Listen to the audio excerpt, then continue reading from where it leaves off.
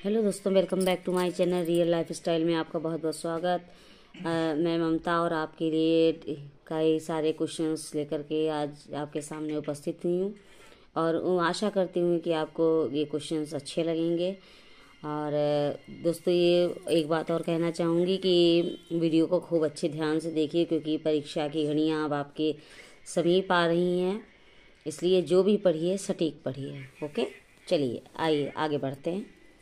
भारत, देखिए, ये सबसे पहले तो मैं आपको ये बता दूं कि 91 से 99 तक दिए गए गद्यांश को ध्यानपूर्वक पढ़िए तथा दिए गए प्रश्नों के उत्तर के लिए सबसे उपयुक्त विकल्प का चयन करिए। पहले क्या है, भारत से लगे समुद्र में 500 से अधिक द्वीप हैं। सदियों से इनमें आदिवासी रहते आए हैं। इनकी जीवन शैली पाषाण युग के मनुष्य की तरह है। अंडमान निकोबार द्वीप समूह का एक छोटा किंतु अत्यंत खूबसूरत द्वीप है चावरा द्वीप। ठीक है। फिर कार निकोबार इस द्वीप समूह का सर्वाधिक महत्वपूर्ण द्वीप है। कार निकोबार के वासियों ने चावरा द्वीप की खोज बड़े रोमांचक तरीके से की थी। मनुष्य का स्वभाव नई नई चीज़ों को खोजने और जानने का रहा है।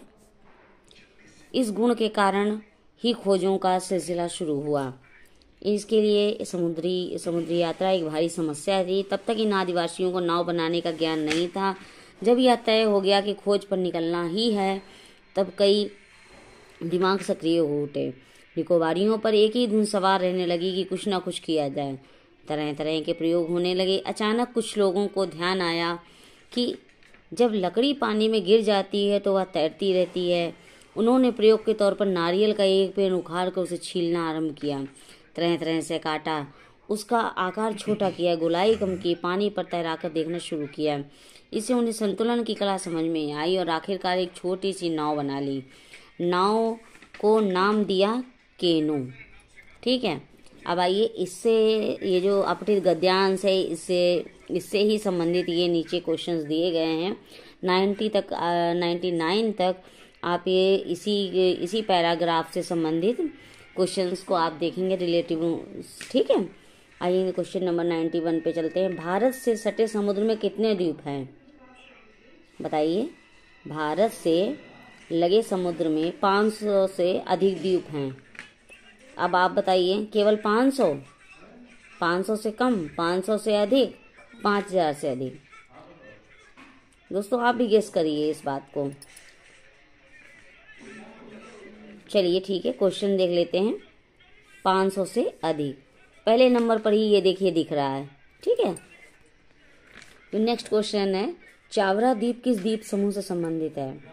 चावरा द्वीप किस द्वीप समूह से संबंधित है? कौन सा है? अंडमान निकोबार द्वीप समूह। ए ऑप्शन नीचे दिए गए, लक्षद्वीप समूह, कार निकोबार, अंडमान निकोबार और मालदीव। तो इसका राइट आंसर हो जाएगा अंडमान निकोबार।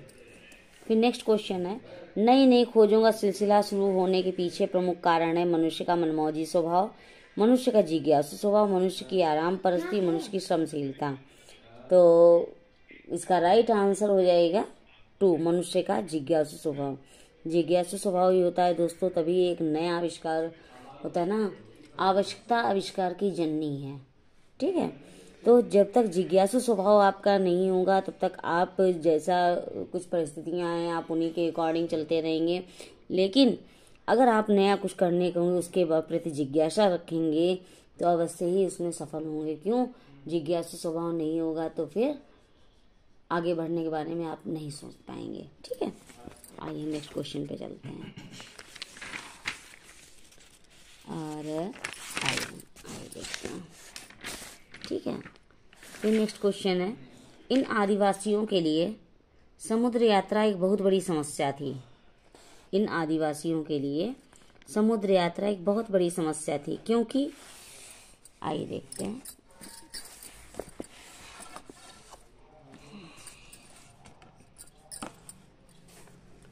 इन आदिवासियों के लिए समुद्र यात्रा एक बहुत बड़ी समस्या थी। समुद्र का आकार विशाल था।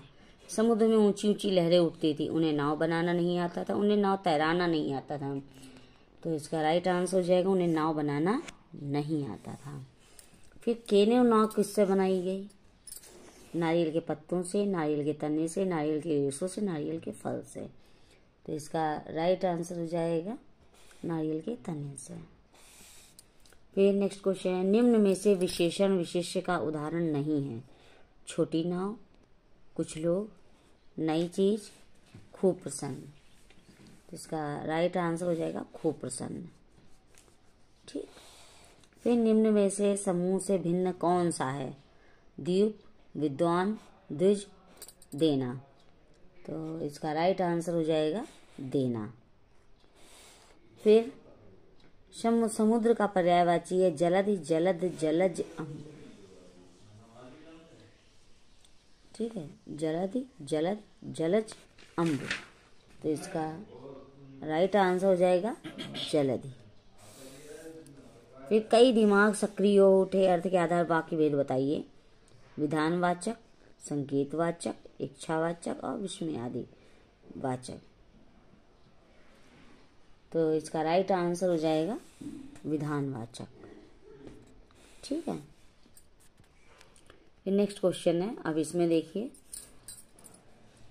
100 से 105 तक काव्यांश को ध्यान पूर्वक पढ़िए तथा दिए गए प्रश्नों के उत्तर के लिए सबसे उपयुक्त विकल्प का चयन किए। जला अस्थियां बारी बारी, छिटकाई जिसने चिंगारी, जो चढ़ गए पुण्य वेदी पर, लिए बिना गर्दन का मोल, कलम आज उनकी जय बोल। जो उगरित लघु दीप हमारे, तूफानों में एक किनारे, जल जल कर बुझ गए किसी दिन, मांगा नहीं इसने मुंह खोल, कलम आज उनकी जय बोल। अब जैसे कि आपने पहले ऊपर ये देखे कि इसके पहले पिछले पेज पे मैंने आपको दिखाया था कि एक अपठित गद्यांश है, उसी के बेस पर क्वेश्चन है। तो सेम वही चीज यहाँ पर भी है कि इसके ऊपर बेस पर ही क्वेश्चन है। ठीक है। यह कविता किन लोगों को समर्पित है? जय बोलने वालों को, लेखकों, कवियों को, मातृभूमि हेतु प्राणों की आहुति देने वालों को और मातृभूमि हेतु धन दौलत कमाने वालों को। ठीक है। नाम, यह कविता किन लोगों को समर्पित है? जय बोलने वालों को, लेखक और कवियों को, मातृभूमि हेतु प्राणों की आहुति देने वालों को, मातृभूमि हेतु धन दौलत कमाने वालों को। तो इसका राइट आंसर हो जाएगा मातृभूमि हेतु प्राण की आहुति देने वाले। नेक्स्ट क्वेश्चन है, कविता में पुण्य वेदी से आशय है? पवित्र वेदी, पुण्य की वेदी, बलिदान की वेदी, विवाह की वेदी। आइए देख लेते हैं। पुण्य वेदी है ना, तो ये हो गई पुण्य की वेदी। फिर नेक्स्ट क्वेश्चन है, कविता की पंक्तियों में कौन सा भाव है? कविता की पंक्तियों में कौन सा भाव है? करुणा, वीरता, भयानक, हास्य। तो इसका राइट आंसर हो जाएगा, तब कविता की पंक्तियों में इसका राइट आंसर हो जाएगा वीरता। फिर नेक्स्ट क्वेश्चन है, जल जलकर बुझ गए से आशय दियों का जलकर बुझ जाना, कष्ट सहकर वीर गति को प्राप्त होना, कष्ट सहकर स्वतंत्र हो जाना, तूफान से दियों का बुझ जाना। तो इसका राइट आंसर हो जाएगा कष्ट सहकर वीर गति को प्राप्त होना। फिर समूह से भिन्न शब्द हैं, बोल, मोल, खोल, डोर। तो इसका राइट आंसर हो जाएगा डोर। इसका राइट आंसर है निम्नलिखित में से विशेषण विशेष्य का उदाहरण है? बारी बारी, जय बोल, लघुदीप, जलास्थियां। तो इसका राइट आंसर हो जाएगा लघुदीप। ठीक है।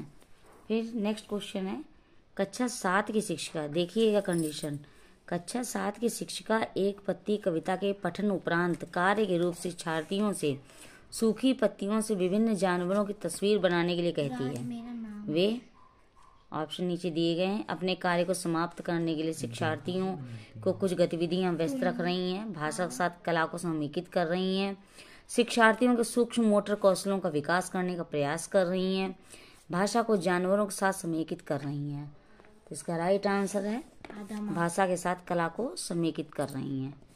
ठीक है। फिर नेक्स्ट क्वेश्चन है, भारतीय कक्षाएं अपनी प्रकृति में बहुभाषिक हैं, इसे एक संसाधन के रूप में इस्तेमाल किया जाना चाहिए जिससे प्रत्येक बच्चा एक ही तरीके सीख सके, बच्चे सभी भाषाओं से परिचित हो सके, शिक्षक विभिन्न भाषाओं में निपुणता प्राप्त कर सकें, प्रत्येक बच्चा सुरक्षित और स्वीकृत महसूस कर सके। तो इसका राइट आंसर हो जाएगा 4, शिक्षक प्रत्येक बच्चा सुरक्षित और स्वीकृत महसूस कर सके। नेक्स्ट क्वेश्चन है, गहन पठन रणनीति पर बल देती है। गहन पठन रणनीति पर बल देती है। ऑप्शन नीचे दिए गए हैं। आनंद के लिए पाठ्य वस्तु पढ़ना, विस्तृत जानकारी के लिए पढ़ना, संपूर्ण समझ के लिए पढ़ना और दूसरों के लिए पढ़ना। इसका राइट आंसर है विस्तृत जानकारी के लिए पढ़ना। फिर नेक्स्ट क्वेश्चन है, सर्वाधिक उचित विकल्प का चयन करते निम्नलिखित कथन को पूरा कीजिए। उदीयमान पाठक के लिए चित्र पठन एक मूल्यवान संसाधन हो सकता है क्योंकि ऑप्शन है, यह महत्वपूर्ण संकेत उपलब्ध कराता है कि कहानी में क्या हो रहा है, यह उन्हें अपनी लिखावट सुधारने में मदद करता है, उन्हें यह आत्मविश्वास और अच्छा लेखक बनाता है, यह उन्हें श्रव्य शिक्षार्थी बनाता है। तो इसका राइट आंसर हो जाएगा ए। यह एक महत्वपूर्ण संकेत उपलब्ध कराता है कि कहानी में क्या हो रहा है। नेक्स्ट क्वेश्चन है, एक प्रभावी अनुच्छेद लेखन में शामिल है।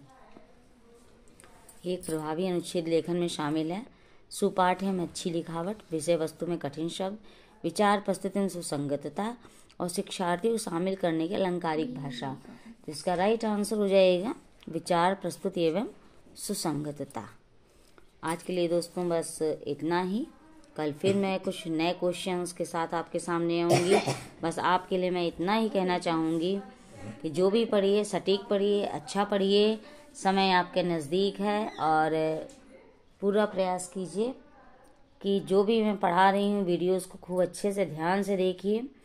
और मैं बस यही कहना चाहूँगी कि इस समय मैं काफ़ी चुनिंदा क्वेश्चंस आपको प्रोवाइड कर रही हूँ, ध्यान से पढ़िए, बस यही कहना चाहूँगी। कल फिर मिलते हैं। Okay, bye bye.